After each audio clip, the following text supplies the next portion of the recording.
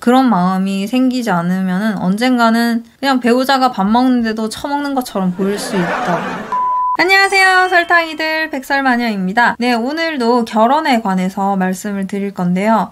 오늘의 주제는 바로 배우자에게 구원자가 되어라 라는 내용입니다. 결혼할 때 남자든 여자든 자기 주변에 있는 이성 중에 제일 스펙이 높은, 그러니까 넘버원을 뽑아서 결혼을 하게 된다고 말씀을 드렸잖아요. 근데 시간이 지나고 나서 배우자 앞에 더 나은 이성이 나타나면 어떻게 하나 그런 고민을 하시는 분들도 계시더라고요. 그러니까 우리는 결혼 전에는 내 애인에게 넘버원이 돼야 되고 결혼 후에는 나의 배우자에게 only one이 돼야 된다는 이야기입니다. 이 세상에 하나밖에 없는 존재, 즉 영어권에서 말하는 더 원이 돼야 된다는 거죠. 그 only one이 되는 방법이 바로 배우자에게 구원자가 되는 것입니다. 배우자에게 스폰서가 돼주는 거죠. 근데 연인 관계에서는 이런 스폰서 관계가 좋지 않다고 생각을 해요. 그게 시간이 지나면은 언젠가는 결국에는 서로에게 굉장히 큰 부담으로 다가오게 됩니다. 특히 나이 많은 연인에게 지원을 받는 스폰을 받던 사람들이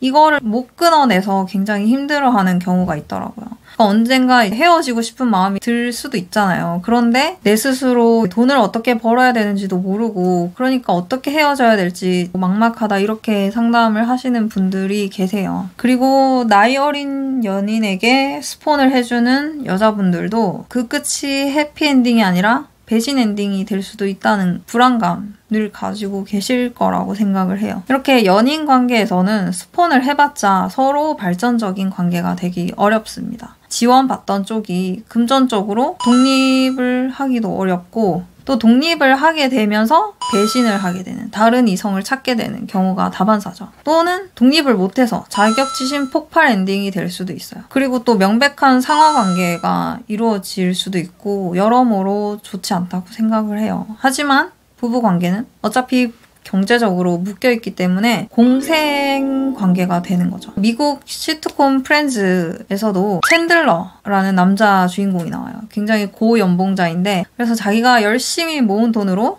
자신의 와이프의 꿈인 화려한 결혼식의 신부가 되는 그 꿈을 이루어줍니다. 굉장히 쿨하게 모든 비용을 지불하고 멋있게 결혼식을 치러요. 그래서 그 와이프도 나중에는 승진하고 열심히 돈을 벌면서 챈들러에게 네가 정말 이루고 싶은 꿈이 따로 있으니까 회사를 관둬도 된다. 내가 돈을 다 벌게. 너는 네가 하고 싶은 일을 해. 이런 식으로 굉장히 전폭적인 지지를 하게 되는 장면이 나옵니다. 이렇게 과감하게 서로에게 스폰서가 돼줄 수 있는 관계가 좋다는 거죠. 그래서 결혼을 앞두신 분들이나 그러니까 결혼을 앞뒀다는 거는 상견례 이후의 이야기입니다. 상견례를 까지 하신 분들 그리고 결혼을 이미 해서 유부녀 유부남이신 분들은 배우자에게 스폰서가 되는 기회가 있으면 절대 놓치지 마시길 바래요.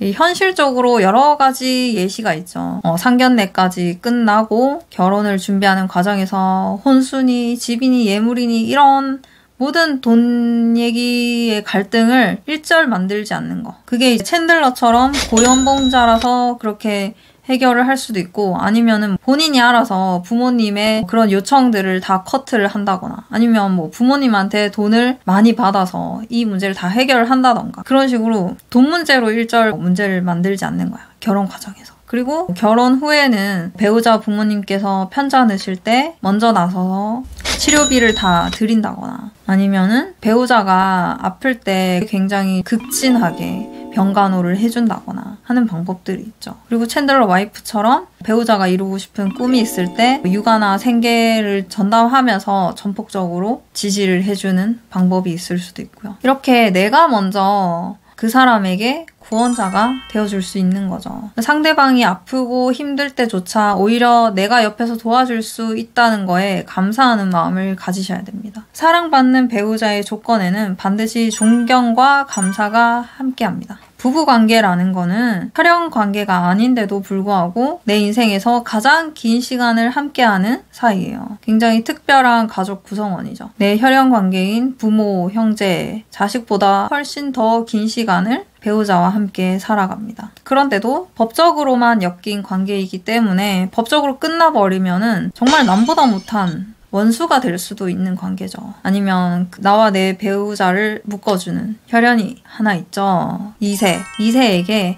정말 이만한 아빠가 없다. 정말 이보다 헌신적인 엄마가 있을 수 있을까? 이런 존재가 되어 주었을 때 정말 똑똑한 배우자라면은 이 사람 정말 놓쳐서는 안 된다. 더 잘해줄 수 있죠. 그러니까 배우자의 가족들에게 내가 먼저 잘해준다든가 아니면은 내 자식들에게 정말 멋진 엄마, 멋진 아빠가 되어주는 게 굉장히 중요한 일이라는 겁니다. 그래서 일방적인 희생이 아닌 선에서, 그러니까 나의 품위를 잃지 않는 선에서 배우자의 스폰서가 되어서 배우자를 공경에서 구해준다거나 배우자의 꿈을 이루게 도와준다면은 배우자는 그런 상대방을 더욱 더 존경하고 감사한 마음을 가지게 되겠죠. 부부 사이에는 항상 고마운 마음이 있어야 돼요. 그런 마음이 생기지 않으면 언젠가는 그냥 배우자가 밥 먹는데도 처먹는 것처럼 보일 수 있다고.